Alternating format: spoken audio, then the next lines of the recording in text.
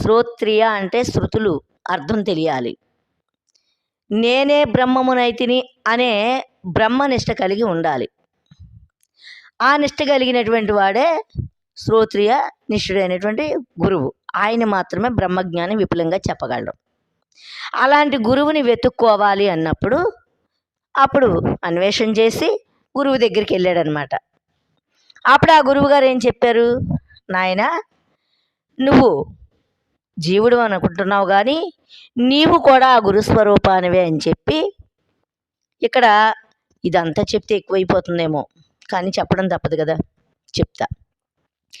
అప్పుడు ఏం చేశాడంటే గురువుగారి దగ్గరికి వెళ్తే, నాయన 24 ఇంద్రియాలు కూడా నీవు కాదు, 24 ఇంద్రియాలు కూడా నీకు లోబడే ఉన్నాయి.